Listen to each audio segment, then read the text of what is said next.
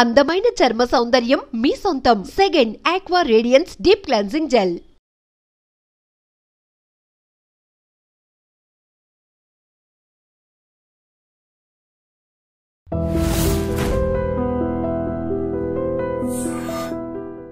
ఎక్కువ కూడా మీరు ఈ బతుకు జట్కా బండి లాంటి కార్యక్రమం కానీ లేదంటే మిగతా కుటుంబ సంసారం ఒక చదరంగం ఇటువంటి కార్యక్రమాలు ఉండడం వల్ల మీరు పూర్తిగా మగద్వేషి అని ఒక ముద్ర పడింది. కానీ మీరు మాత్రం మీకు వచ్చిన రెగ్యులర్ టైమ్స్ చూస్తుంటే చాలామంది మగవాళ్ళు కూడా ఉన్నారు మీ దగ్గర. కానీ మీడియాలో టీవీలో రావడంతో మీరు పూర్తిగా స్త్రీ పక్షపాతి, మగవారికి వ్యతిరేకం ఇవిడ అని ఒక భావన అయితే ప్రజల్లో ఉంది. అది వాస్తవం కాదతో పాటు రమ్య ఆకులు గారు ఎందుకు లా చేయాల్సి వచ్చింది? లా చేసిన తర్వాత జనరల్గా ప్రతి advocate service motto, commercial motto ఈ రెండిట్లో కనిపిస్తుంటారు. మీరు సర్వీస్ మోటో ఎంచుకున్నారా, కమర్షియల్ ఎంచుకున్నారా? ఈ ప్రశ్నల సమాధానం చెప్పే ముందు రమ్య గారి కుటుంబ నేపథ్యం, అసలు లా ఎందుకు చేయాల్సి వచ్చింది ఒకసారి. సరే, యాక్చువల్గా మాది ప్రాపర్ కృష్ణా డిస్ట్రిక్ట్ గుడివాడ. నేను గర్ల్స్ హై స్కూల్ చదివాను గుడివాడలోనే. కేటీఆర్ ఉమెన్స్ కాలేజీలో డిగ్రీ కంప్లీట్ చేశాను. 8th క్లాస్ నుంచి డిగ్రీ ఫైనల్ ఇయర్ వరకు నేనే టాప్ క్లాస్ ఫస్ట్ ఉండేదాన్ని ఎప్పుడు. దీనికి తోడు ఎన్సీసీలో కమాండోని 16th బెటాలియన్కి ఎన్సీసీ జాయిన్ అయ్యి స్పోర్ట్స్ గేమ్స్ ఏమన్నా కానీ స్టేజ్ ఎక్కానంటే ఒక 10-15 ప్రైజెస్ తీసుకోకుండా దిగేదాన్ని కాదు. ఒక స్టేజ్లో లెక్చరర్స్ కానీ ఎవరైనా యానివర్సరీ ప్రోగ్రామ్స్ జరిగినప్పుడు నువ్వు ఇక్కడే నుంచోమ్మా అని అంత ఉండేది. సో అంత హ్యాపీగా ఎప్పుడు చదువులో ఫస్ట్ ఉండాలనే దానికే నేను బాగా కష్టపడుతూ, ఆ రోజుల్లో కష్టపడడం కూడా ఏం కాదండి. యాక్చువల్గా ఒకప్పుడు టెక్స్ట్ బుక్స్ ఒక్కటే ఉండేవి, నోట్స్ ప్రిపేర్ చేసుకునేదాన్ని. అది ఎట్లా అలవాటైందో నాకు తెలియదు కానీ స్టార్టింగ్ నుంచి లైబ్రరీలో కూర్చొని నోట్స్ ప్రిపేర్ చేసుకోవడం.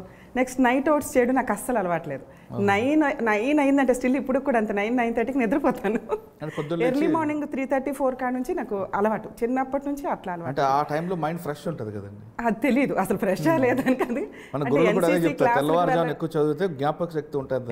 ఆ తర్వాత తెలిసింది నాకు అసలు ఎర్లీ మార్నింగ్ లేవడం చాలా మంచిది అని చెప్పి. ఇప్పుడు కూడా కేసెస్ గురించి ఏదైనా కరెక్ట్ థింక్ చేయాలన్న ఆర్గ్యుమెంట్స్ అప్పుడు ఎర్లీ మార్నింగ్ లేచిన షార్ప్గా ఆలోచిస్తా, అరే ఈ పాయింట్ మిస్ అవ్వకూడదు ఇక్కడ అనేది అప్పుడు నోట్ చేసుకోగలిగేంత.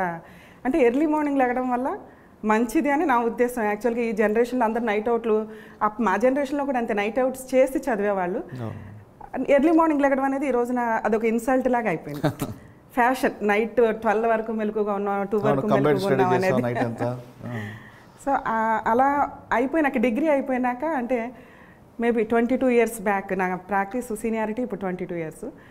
డిగ్రీ అయిపోయిన తర్వాత అప్పట్లో లేడీస్ చదవడం అంటే డిగ్రీ, ఇంకా అంతకంటే పెద్ద పెద్ద కోర్సులు కూడా ఏమి రాలే.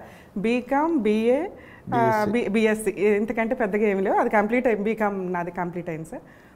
ఆ తర్వాత ఉంటే సీఏ ఉండేది, ఐసీడబ్ల్యూ ఉండేది, లేదా ఏదైనా బ్యాంక్ ఎగ్జామ్స్ కానీ ఇవి కానీ చేస్తూ ఉండేవాళ్ళు. సో ఆ టైంలో మాకు ట్యూషన్లో ఉన్న ఫ్రెండ్లు ఎవరైతే ఉన్నారో వాళ్ళ నాన్నగారు గుడివాడ కోర్టులో పబ్లిక్ ప్రాసిక్యూటర్. సో ఆయన అప్లై చేస్తున్నారు, ఎంట్రన్స్ ఎగ్జామ్స్ ఒకటి ఉంటుంది, విజయవాడ వెళ్ళి ఎంట్రన్స్ ఎగ్జామ్ రాయాలి.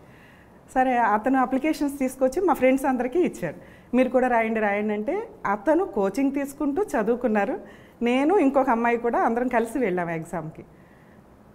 వాళ్ళిద్దరూ డిస్క్వాలిఫై అయ్యారు. సరదాగా వెళ్ళి అటెండ్ అయిన నేను, నాకు యూనివర్సిటీ సీట్ వచ్చింది సార్, నాగార్జున యూనివర్సిటీ. యూనివర్సిటీ నుంచి సీట్ వచ్చినప్పుడు నాగార్జున యూనివర్సిటీ గుంటూరులో. యాక్చువల్గా మా ఇంట్లో వాళ్ళు, మా అమ్మగారు అయితే చాలా ఇంట్రెస్ట్ చూపించారు, చదివితే బెటరు ఎంత చదివినా. సో ఆ టైంలో క్వాలిఫై అవ్వడం వల్ల యూనివర్సిటీ నుంచి నాకు ఇంటర్వ్యూ లెటర్ వచ్చింది అప్లై చేసినప్పుడు. అయితే ఆ యూనివర్సిటీ ఫస్ట్ టైం కౌన్సిలింగ్కి వెళ్ళినప్పుడు భయపడ్డా. అదొక ఫారెస్ట్ లాగా ఉండేది. నెక్స్ట్ అసలు ఒక క్యాస్ట్, రిలీజియన్ అనేది నాకు అసలు అక్కడ చిన్నప్పుడు తెలియదు. యూనివర్సిటీలో అది చాలా ఎక్కువ ఉండేది అప్పట్లో. గ్రూప్స్ ఉండేవి వాళ్ళకి, రిజర్వేషన్ గ్రూప్స్ కానీ అట్లా. ఇక ఆ వాతావరణం కానీ అంత ఫారెస్ట్ సిస్టమ్ కానీ ఫస్ట్ టైం నేను అక్కడ దాకా వెళ్ళటం, అంటే అంత హాస్టల్లో ఉండడం అనేది, అక్కడే ఉండి హాస్టల్లో ఉండి చదవాలి. ఇంటి దగ్గర నుంచి అట్లా వెళ్ళింది ఎప్పుడు లేదు నేను.